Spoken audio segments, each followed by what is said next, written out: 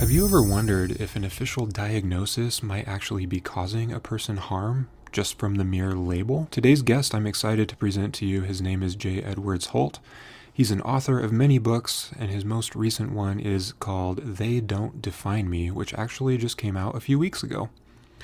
The book is about his personal experience with mental illness, and so we discuss his experience with various diagnoses that he's had throughout his life. But then we also discuss a very important topic that I don't think is discussed hardly at all. And I've noticed this in recent years as a trend among especially younger generations. Generation Z really seems to be embracing the idea that if you have a diagnosis, you should take it on as part of your personal identity. And so we discuss in this episode why that might not be such a helpful thing. And we also discuss how to back off of that and kind of separate a diagnosis from your personal identity and make it work for you rather than against you.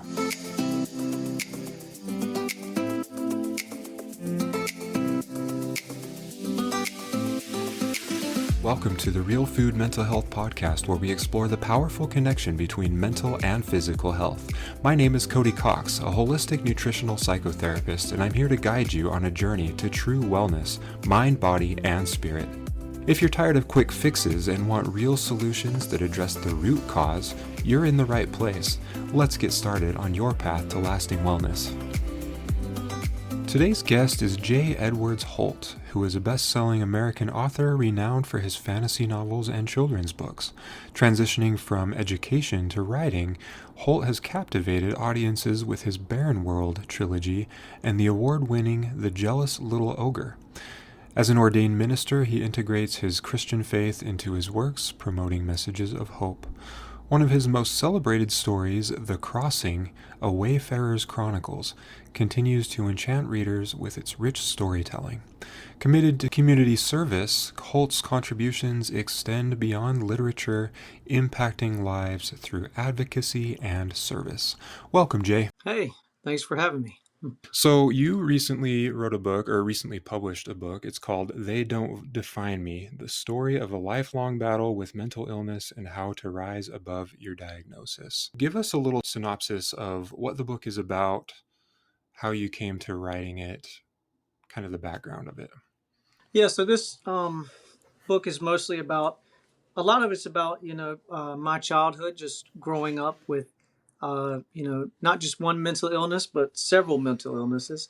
And, it talks a lot about the challenges and the feelings of isolation and loneliness and things like that. And, aside from talking about all the isolation and stuff, it also offers ways for people that may be going through the same thing to cope. Different strategies that a lot of strategies that I've learned taking notes in therapy over the years, and things that I've kind of figured out on my own a little bit. And most importantly, the book offers a message of hope to people that are struggling, as well as several different resources to reach out to people, for anybody that's going through this kind of thing. As far as the inspiration for the book, I talk about my mom some in there, how she, helped me with my struggles and stuff. And she always wanted me to write a book about some of the stuff we went through. And so just, I think it was late last year, I decided to go ahead and start writing some of it down and get it into a book. And I actually didn't tell her I was working on it, and I surprised her with it as a Christmas gift. So Oh, that nice. was a lot of fun. Yeah.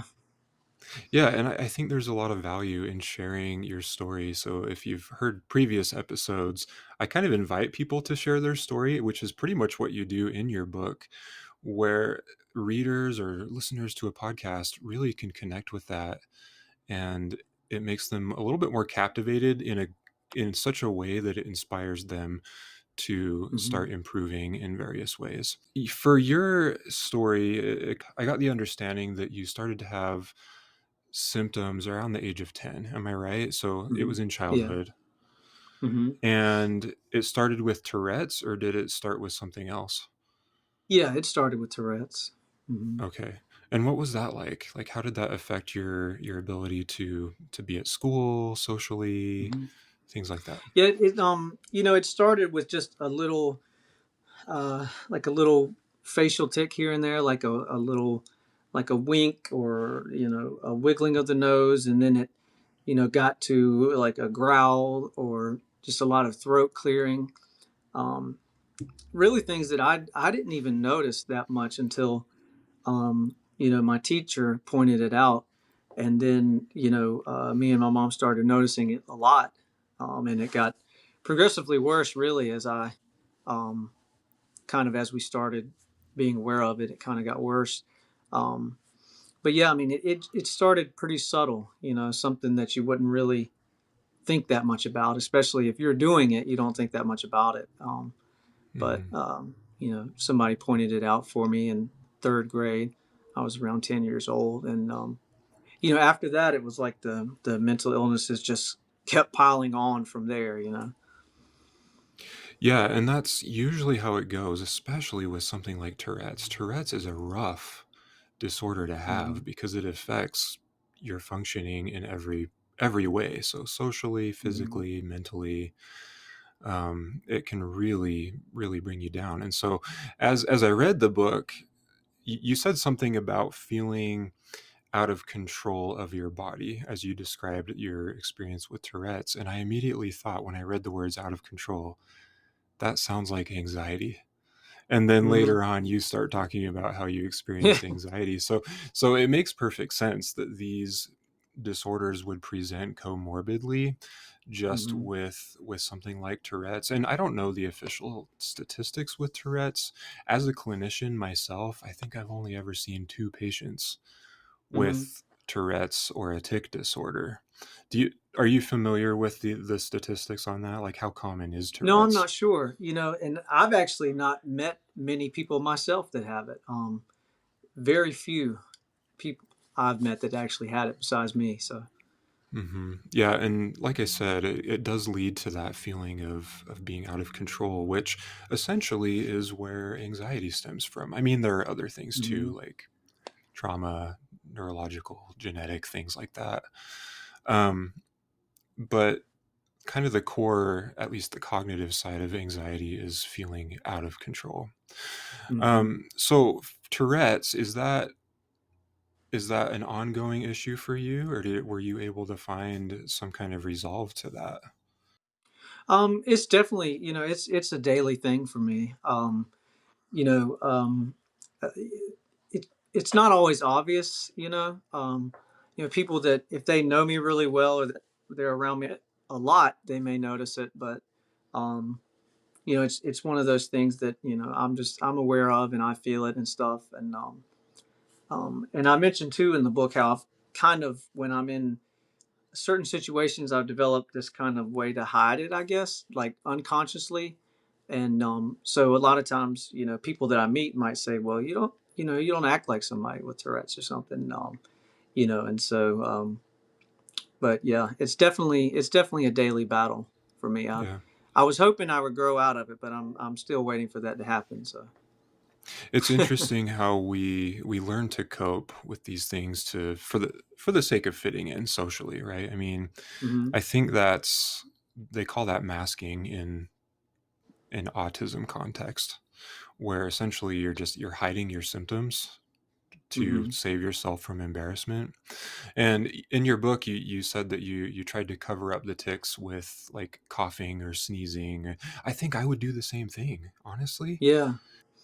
Yeah, I just, I remember like, the first couple times that I did a tick and somebody made fun of me, I was like, okay, I gotta find some way to cover this up. And immediately it became second nature, my instinct to cover it up. And I've just gotten so used to it over the years. Yeah, and we tend to do that with pretty much any kind of diagnosis. So it seems to be somewhat normal now, or it's becoming normalized to have a diagnosis of a mental disorder, particularly depression, anxiety, ADHD, and I kind of want to say autism, but depression, anxiety, and ADHD especially are becoming more Hmm. normalized. Is that a good thing, or is that not such a good thing? Well, I mean, I think.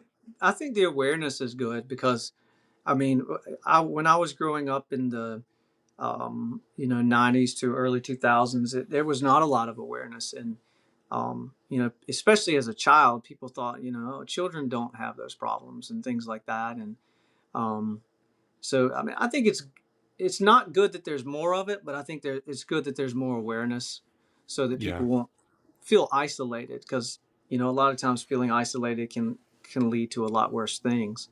Yeah. Yeah, I agree. I think the awareness is definitely good.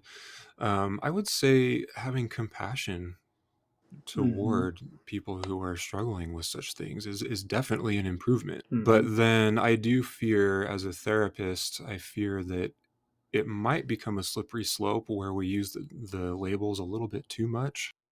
Hmm. I've actually seen people using their label as an excuse to not live their life. And Hmm. so you have to find a balance, or a happy medium where you're using that label as kind of a clear direction on how to cope or how to improve, but you're not necessarily using it as a crutch or an excuse. Hmm. Right. And so you kind of allude to that in your book, where, I mean, the very title of the book is They Don't Define Me. So essentially, you're referring to those diagnoses, right? Those labels. Uh-huh. Did you find that there was any sort of negative effect to having those labels, or were those labels more relieving for you, as far as giving you some clear direction? Um, I would say when I first got the labels, there was a lot of negativity to it. We would just, I would just have to explain to people, oh yeah, I've got Tourette's or something, and a lot of people will look at you differently. Especially as a child, they would think, oh, he's just using that as an excuse to act foolish or something like that. So that was, I think that was pretty difficult. It's pretty difficult. Sometimes the labels can be difficult, but other times it's good to have them so that people can be aware. But some people just are too aware, I Yeah. guess, at times. Yeah, yeah, and that's kind of what I was getting at, is some people are too aware to where they hyper focus Yeah. on it, and it becomes just a little too extreme to where it actually keeps Hmm. them from finding peace. So not only did you suffer from Tourette's as a child, but you developed OCD, anxiety, depression, ADHD. Which one do you feel like came next, or did they all kind of come together? Let's see. So I would say Tourette's and ADHD came about the same time, and then the anxiety and depression followed pretty soon after, and then the OCD though was about a couple years later that I started really struggling with that. That was the latest one.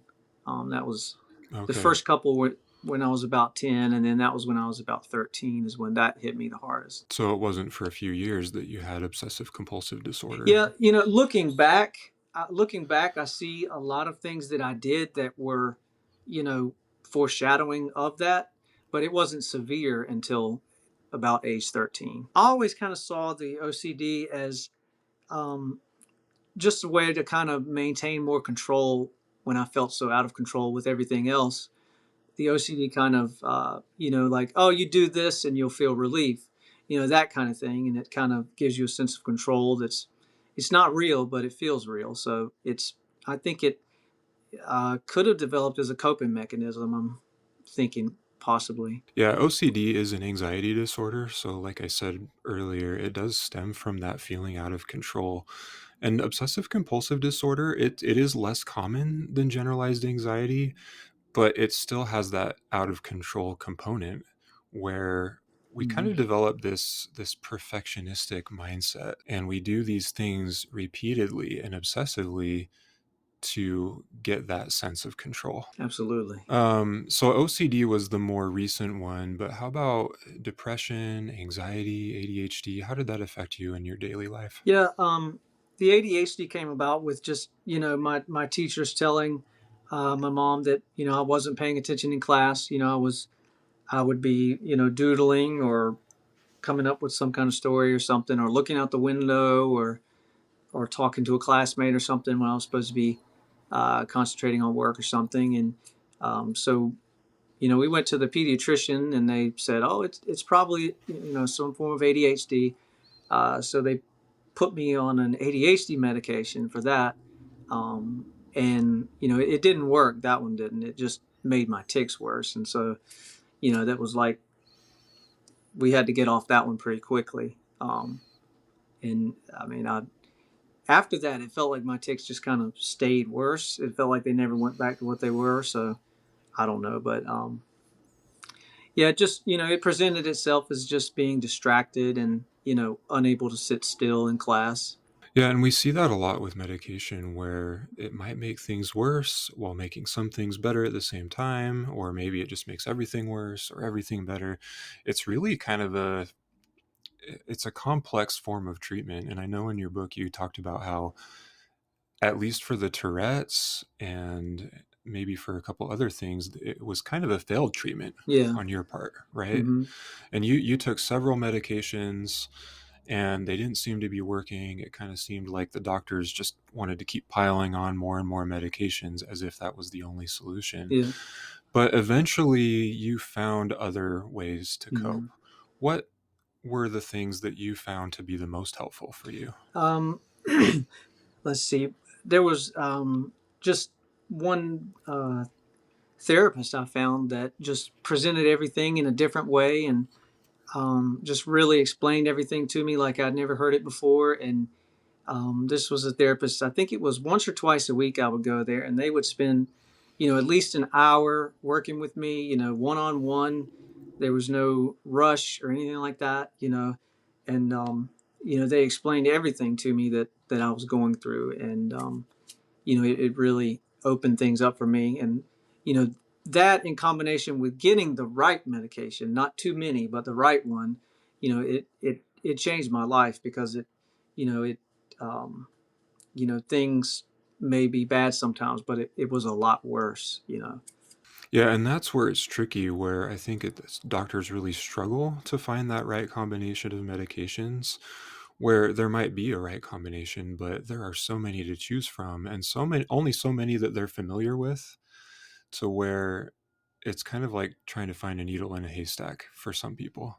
Right. So you found some solace through coping mechanisms as taught by a therapist, it sounds like. And you kind of talked about like some mindfulness practices in your book. It sounded like some cognitive behavioral therapy type stuff. Hmm. How about just changes with lifestyle? So like diet, exercise, going outside, things like that. Yeah, I exercise a lot. I stay active. I'm always doing something active, so that really helps a lot with everything. I think it's a lot worse when I on a day that I can't really get out and do anything. And definitely, if I'm eating things that are not healthy or not good, I notice that everything's worse as well. So that's definitely beneficial. Yeah, it seems to be like there's a common denominator with all mental disorders, regardless of what disorder it is.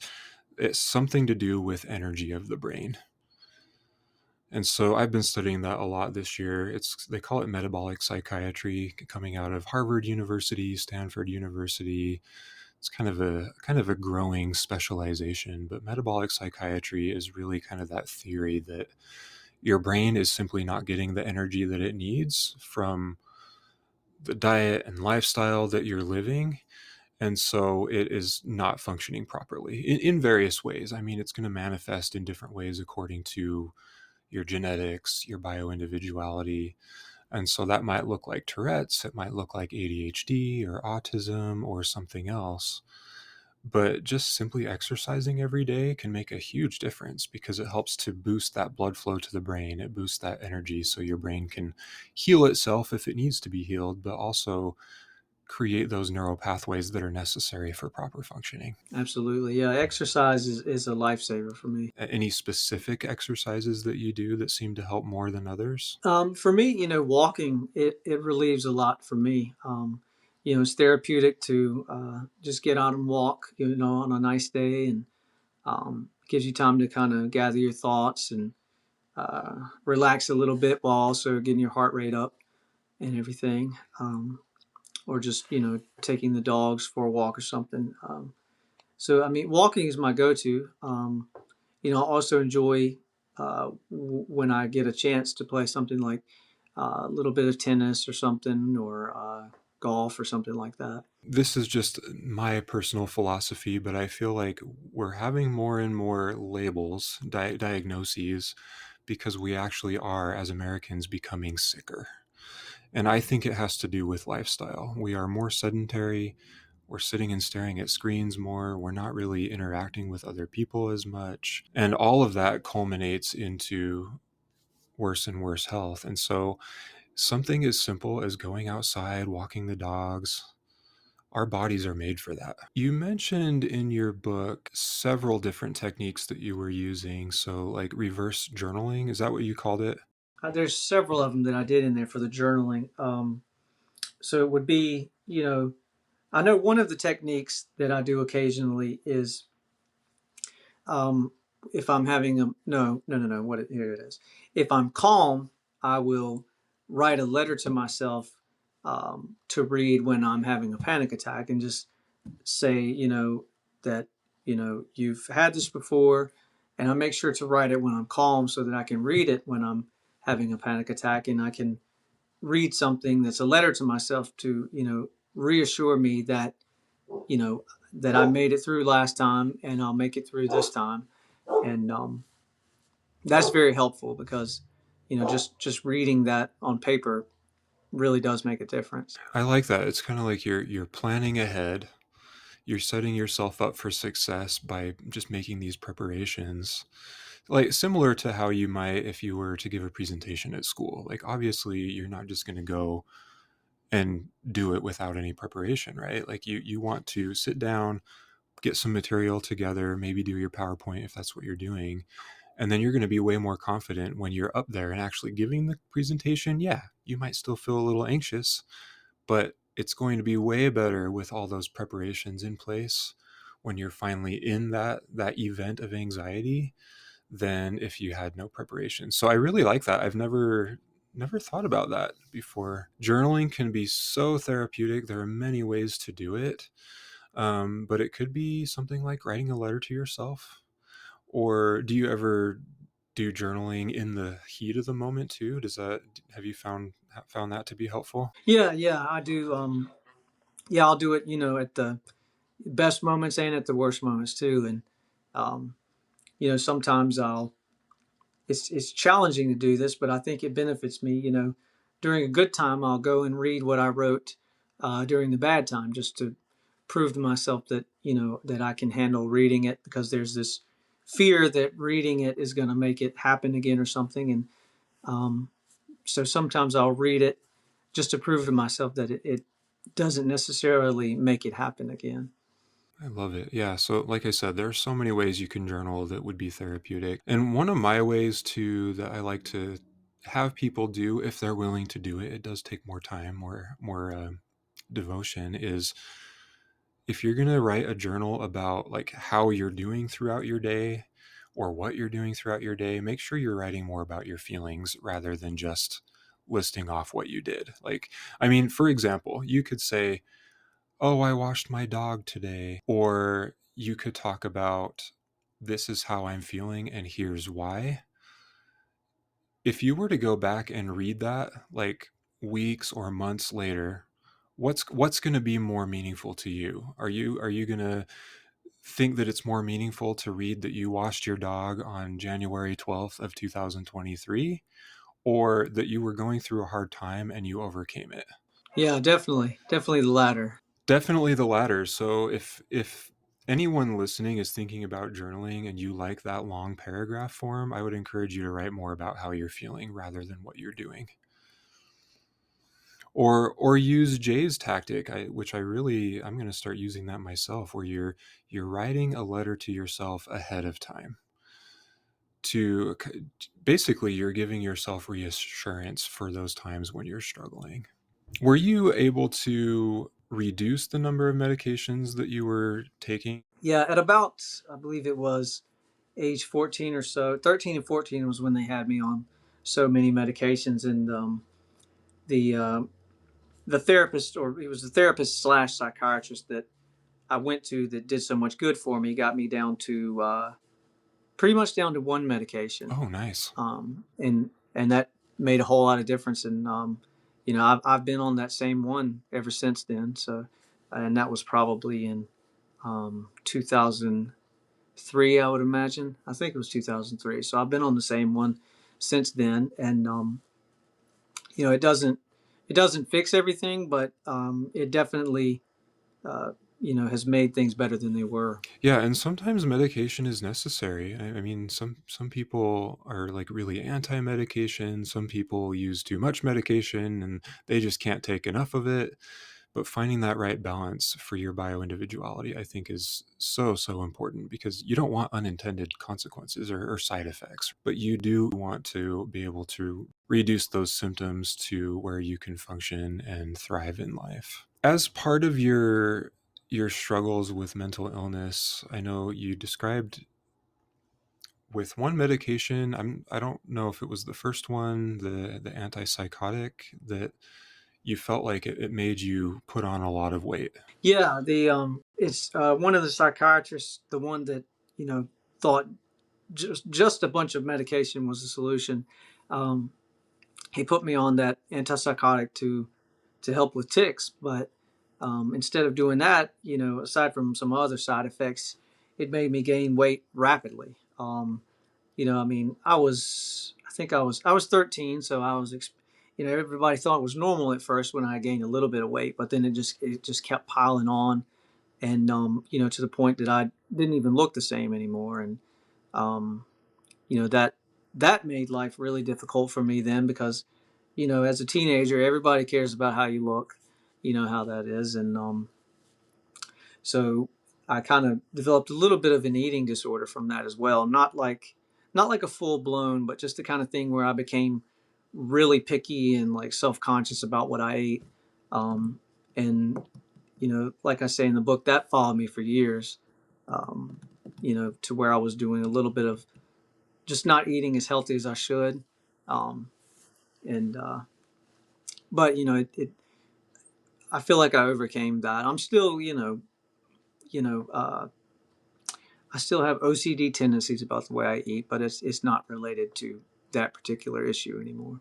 Okay, great. Yeah. And that's actually not something I think about very much, where medications could cause a person to gain weight. So I'm trained as a therapist and a nutritionist, and so I'm more inclined Hmm. to go to food first.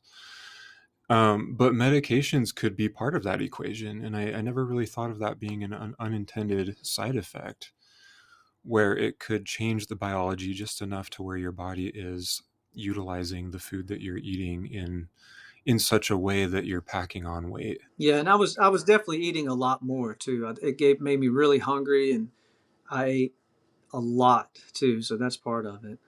Oh, okay. So it affected your hunger signaling too, Hmm. and maybe affected your cravings. So maybe Yeah. it changed your food choices as well. Hmm.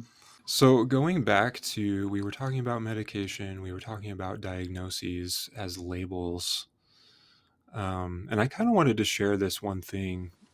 I have a background in sociology. That's what I got my undergraduate degree in, and I also studied criminology.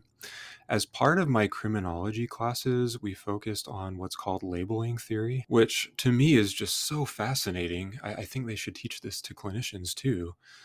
But labeling theory essentially means that if a person is given a specific label, even if it doesn't accurately describe them, they will subconsciously start to change their behavior to accommodate that label. So, for example, in the context of criminology, if you were to label somebody a criminal, even if they've never actually committed a crime or never been convicted or arrested or anything like that, Hmm. just giving them that label over time, I'm not saying they're just overnight going to become a serial killer, but over time, they will start to subconsciously accommodate that label of being a criminal. So they might, for instance, start being a little bit more dishonest or other social deviant behaviors.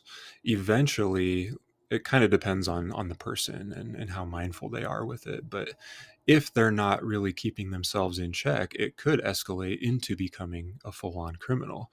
And I see that with mental disorder diagnoses as well as physical diagnoses, where if a person takes that too much on as part of their identity, they kind of use it as an excuse not to get better, but then it also kind of makes things worse. Have you noticed that, like in your personal experience or in talking to other people, where like people kind of they take on that label as their identity a little bit too much to where it makes it worse? Yeah, when I worked in the school system, I definitely saw that some with kids with ADHD. A lot of times they would, if they missed their medicine, they would act out, and they would just, they'd say, "Oh, I'm ADHD," or I didn't take my medicine, so I can act however I want, and this and that and the other. And then, as far as like other mental things, I've seen people that get diagnosed, and then their Facebook page becomes just a thing of darkness or something. You know what I'm talking about, like depressing posts and all that stuff as soon as they get diagnosed or something. And some people just they become, I guess, their diagnosis. I've seen that too. Yeah, and in some ways, I'm not saying a diagnosis is all bad. Like in some ways, it's good because, like was saying before, it can really give you some direction on where to move forward. And so I'm really careful when I diagnose people. I have to diagnose everyone I see, regardless of how severe their symptoms are. So, for example, like if they've got severe depression, they might come to me knowing that they're depressed, but if I'm diagnosing them with a severe major depressive disorder, I don't necessarily want to tell them that because that almost validates their suspicion, Hmm. which then basically it kind of gives them permission to go outside of therapy, to live their lives telling everybody that this is what they have, and they act as if it's a permanent lifelong diagnosis. Hmm. And I think that's where you're crossing the line from this is a helpful label to I'm taking it too far and I'm using it as part of my identity and it's creating problems for me. Right. And it kind of seems like, especially younger generations, as we normalize these labels, younger generations seem to be doing that a lot more. Definitely. Hmm. But what they're failing to realize is a diagnosis is not only is it a man-made label, but it's meant to be temporary. And so really what it does is it describes the cluster of symptoms that you're dealing with. And so we need to be mindful as we think about those labels that we have. Tourette's is a really difficult one because I think in graduate school I was kind of taught from like a psychosocial model, and so when I had those two patients that I mentioned earlier who had Tourette's or a tic disorder, I approached it from a psychosocial model, which isn't necessarily bad, but it's more of a neurological problem rather than a psychosocial problem. And that's where it might be a lifelong thing. Okay, so now shifting a little bit to rewriting the narrative. So we talked about the various diagnoses that you've had, or the labels. We've talked about how that's really affected your life and different ways that you've overcome those things. But for the listeners out there, how can we create a more empowering narrative around mental health in general? So I know that you wrote the book kind of to empower readers, but if you were to give some advice, what would be the first thing that you would tell people? I think for sure we need to continue to promote awareness, and even more importantly, acceptance. Um, I think awareness and acceptance is definitely going to encourage people to to come forward with what they're feeling, and to ultimately, hopefully, seek help, which is what everybody really needs to do, because the longer you go without seeking help, the worse things can get. Um, but I think that we need to keep on working on that awareness and that acceptance. Yeah. Yeah, and I mean, seeking help it's a big thing that a lot of us don't get because there might be a cost barrier or we don't know where to find the right person who can help us. There are various reasons that we don't get the help. I know statistically, they say that there's a quote unquote shortage of therapists, but I know a lot of therapists who don't have full schedules, and I think it part of it has to do with the cost. Another part of Mm. it has to do with maybe you're just really busy and you feel like you can't take an hour off of work every week to go to therapy. or Right. to see your doctor for an adjustment for your medication.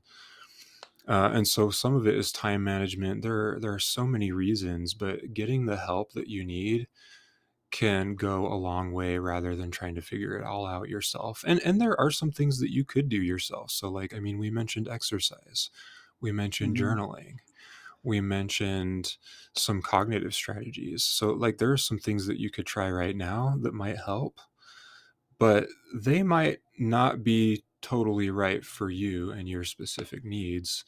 And it can Right. really help to hire somebody to help you figure out what you need. Yeah, definitely. This, it's going to be different for everybody. The same thing that works for, me won't work for you and all that. So, it's important to, like I said, just figure out what works for you. And you may have to work at it for a while, and it's not always going to be easy. But, Yeah. once you find it, it'll very much be worth it. How would you approach somebody who seems to be using their label a little bit too much as part of their identity in such a way that it might be hurting them? How would you bring that up to them? Um, I guess I would, just, subtly address it with them. You know, maybe just kind of go around the question without asking it directly. Asking them if they think they might be using it too much or something. I definitely wouldn't want to just completely confront them, but um, I would address it in such a way that was subtle, I would say. Yeah, I mean, that is a really hard one because I think most people would get really offended because they take it on as part of their identity. They would perceive it as being attacked, like they are Hmm. personally being attacked. And so it is a really delicate situation where it's like, how do you explain to people that this could be hurting them without making it feel too personal? Right. Yeah, that's challenging. And so that's kind of my hope as I mentioned this on this podcast for listeners. Like, I don't know who my listeners are. And so hopefully if you're listening to this and you feel like you might be using your label a little bit too much as part of your identity, that's an opportunity for some introspection. Like, I'm not calling you out personally because I don't know who you are or what your label might be. Absolutely. And yet to reiterate, it's just uh, for those that might be overusing it. If you start overusing it and keep it up, it will define you. And we're, talking about, not being defined by these things. And so, if you're overusing it, I definitely think you should just kind of, like you said, introspection, self evaluate, and do some thinking on that. I have noticed that in other contexts as well. So, like with politics as an example, or like I mentioned, physical medical diagnoses, there are various labels that we could take on where, from a neurological standpoint, so for instance, going back to that criminal example, if I were to label myself a criminal, I'm actually rebuilding neural pathways in my brain the more I think about that. And I'm physically changing my brain to accommodate those thoughts. And as those neural pathways build, it becomes a belief. And the more you believe it, the more you start to change your behavior to accommodate that belief, Right. which then becomes your reality. And so like I said, you could do that with politics, you could do that with a lot of things. But I think the important thing here is just being mindful of where your thoughts are. Like, how are you approaching life?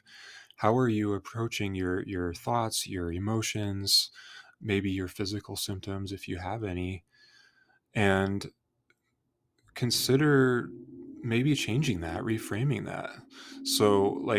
So Jay, in your book, you kind of talked about reframing that a little bit, particularly for um, let's see if I can remember, depression, like having compassion for depression. Yeah. How do you do that? Do you have any specific strategies for developing self-compassion? Yeah. It's like I said, you kind of look at depression not as this terrible enemy, but look at it as a way of like it's just trying to make sense of the crazy world around me. And it's, you could even say it has good intentions, and kind of just understand that maybe it's trying to help you instead of just hating, your illness. A lot of times I do that with OCD. Sometimes I get so frustrated with the thoughts, but then I'm like, it's okay. This is just my mind's way of trying to help me cope with everything that's going on around me, and have a little compassion for it that way. And I think it's better for you physically, mentally, all that, if you have compassion for these things rather than just anger and hate and all that, because those things will build up over time, and you know they come out in various ways, maybe physical ways or whatever. So um, I think just like it's best to have compassion on other people, you should have it on yourself, and even your illnesses and struggles that you're going through as well. Yeah, I totally agree with that. It's a glaring common issue in a clinical context where it seems like most people really struggle with a lack of self compassion or self love.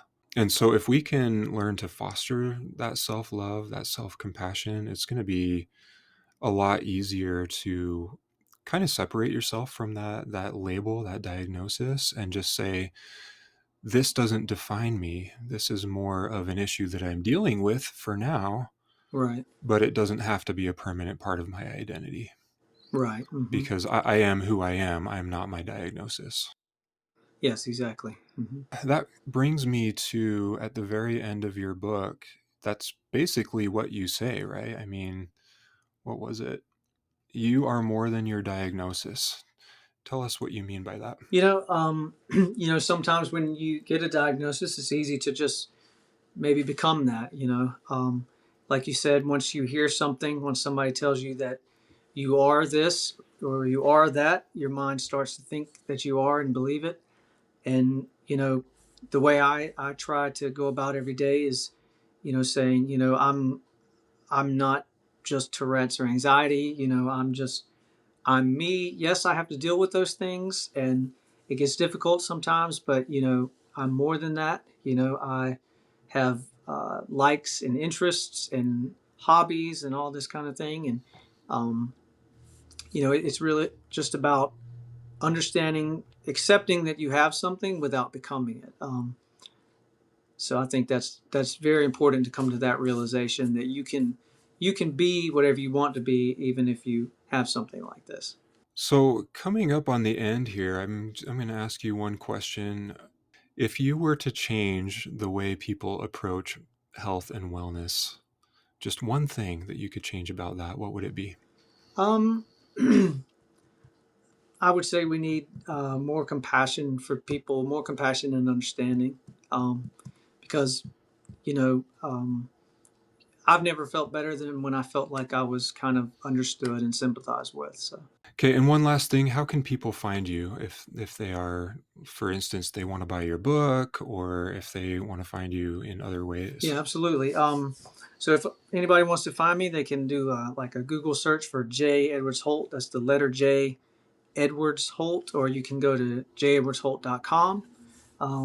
In addition to that, I'm on all the social media outlets with the tag at J. Edwards Holt. And then I've got a number of fiction books, but if anybody wants to find They Don't Define Me, they can, Google search it or Amazon search it, and it's available wherever books are sold. Awesome. Great having you, Jay. Thanks. Thank you for having me. I enjoyed it. If you enjoyed this episode, make sure you leave a review. That really helps me out. And also subscribe to the show wherever you listen to your podcasts. Real Food Mental Health is intended for informational and entertainment purposes only. The information presented on this podcast is not intended to replace any medical advice, diagnosis, or treatment. While I am a healthcare provider, I am not your provider. Always seek the advice of an appropriate healthcare practitioner with any personal questions you may have regarding a medical condition. Never disregard professional medical advice or delay in seeking it because of something you have heard on this podcast. Reliance on information provided by this podcast is at your own risk.